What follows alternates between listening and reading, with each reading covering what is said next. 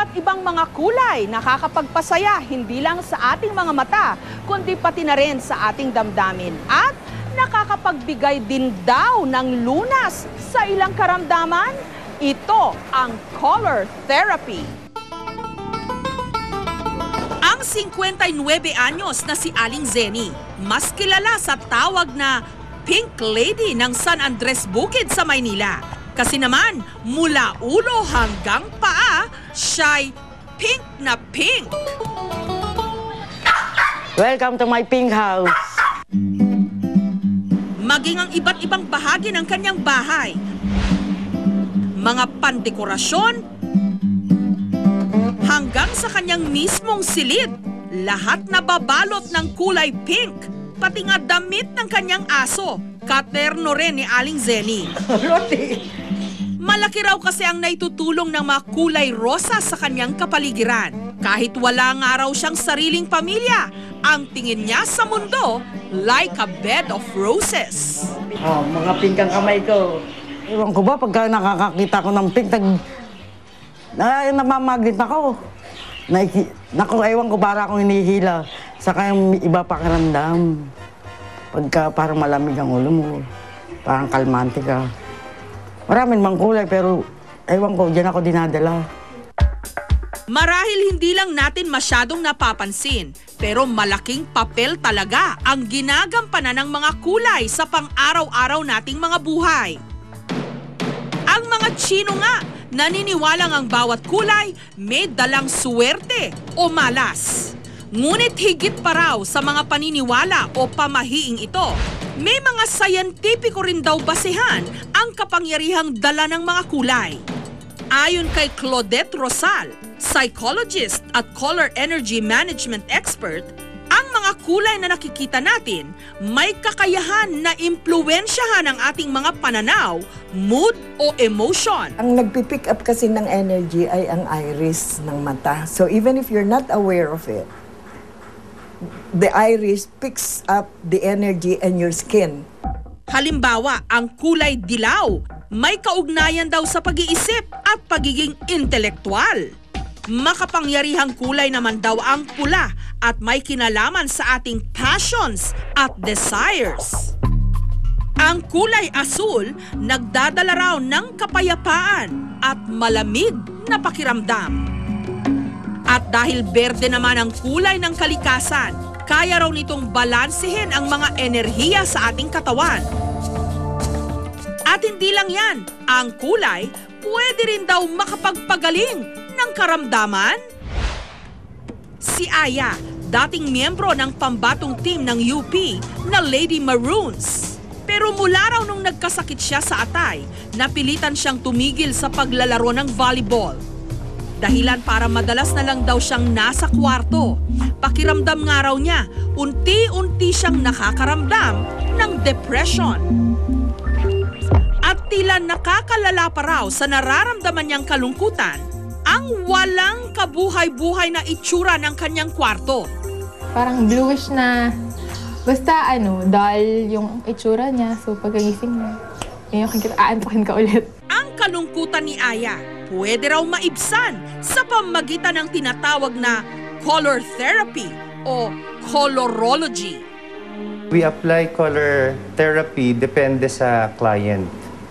Now, if they would want to wake up sa isang kulay ng, sa isang wall, pag gusto nila makakita ng refreshing color, magre-request sila. Dati ko kasi siyang master. Ikinonsulta namin kay Randy ang mga dapat gawin sa silid ni Aya.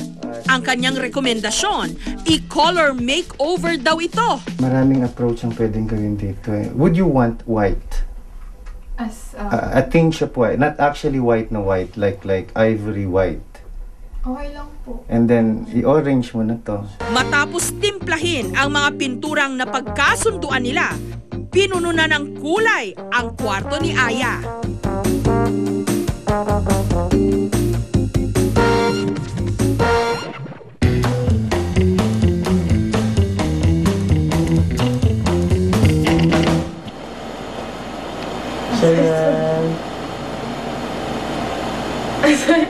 Liwanag. Wow, ang ganda naman itong bedsheet. Pero syempre, ang sakit sa atay ni Aya, dapat lang na ipasuri pa rin sa espesyalista. Malalaman daw sa pamagitan ng ating pangalan at kaarawan ang itinakda sa ating kulay. Makatutulong daw ito para matukoy ang ating mga kakayanan at kahinaan. Kapag nagkaroon daw ng imbalance sa mga kulay na ito, kasabay ng ating mga problema, di umano nauuwi ito sa sakit. Too much of one color, mag-i-imbalance ka. Halimbawa, red. Kung may high blood pressure ka, try to keep away from red. Yung mga hot and warm colors like red, orange, and yellow, at mainit ang ulo mo, mataas ang presyon mo, at pagod na pagod ka, physically or mentally, keep away from those colors. Pagdating sa pagbabalanse ng kulay, eksperto raw dyan ang color therapist na si Yuleni. Tatap ko yung energy ko within at maisishare ko sa katulad mo na hindi ako madideplete sa aking yung recognition that we can share energy from the Mother Earth. Ang 7 chakra o spiritual center daw sa katawan ng tao ang daan ng energy na hindi nakikita ng mata. Dahil mga kulay rin daw ito, maaari rin daw mawala sa balance. Pero pwedeng maitama sa pamamagitan ng color therapy. Sa klinika ni Yuleni, nakilala namin ang 75 anyos na si Lola Leticia. Dahil hindi raw magamot ng mga doktor ang madalas niyang pagkahilo at panghihina, susubukan daw ni Lola Leticia ang color therapy. Umaasa siyang sa pamamagitan nito, muli siyang makakatayo at makakalakad mag-isa. Ito, ang movement nito pag nag-clockwise, big sabihin, good yung energy circulation niya. No? Pagka nag-counterclockwise, ating ibabalanse yung kanyang enerhiya.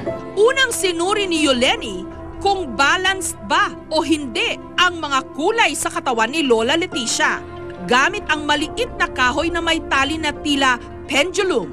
Head, malakas na ang head niya. Pansin niya? Lakas na. Crown chakra mo, mami, is medyo mahina. So may dalawa pa tayong mahina.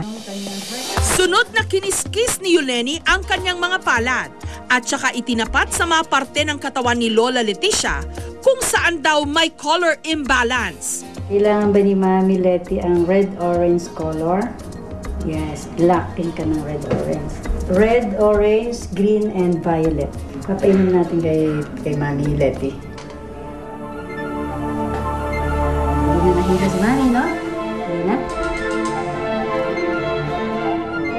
Ilang minuto lang, di umano, nagbago ang pakiramdam ni Lola Leticia. How do you feel, Mami? Nagkaroon ako ng pakiramdam na mas maganda. Nakaya na rin niyang tumayo at lumakad mag-isa. Pero nais lang namin linawin na tanging testimonya lang ni Lola Leticia ang nagpapatunay ng kanyang pinaniniwalaan. Wala itong scientificong basehan. Paalala nga ng mga doktor, pandagdag lang na tulong ang color therapy. At hindi sapat na lunas, inuulit ho namin, hindi sapat na lunas sa mga matinding sakit. In medicine, wala pang basis yung color therapy. Iba naman kasi yon sa psychological effect of color, basically in all patients. So, example, you're sick, and then nakikita mo yung color orange, it's something happy. So, the body's reaction is medyo up. But in terms of the disease, wala pa siyang medical basis. Gayunman, gaano man kakulay ang ating buhay, may mga pagkakataong lalamlam ito, magmimistulang black and white. Sa mga panahong ito, huwag tayong mawala ng pag-asa dahil maaaring ito lang pala ang pinakaparaan para manumbalik ang kulay sa ating buhay.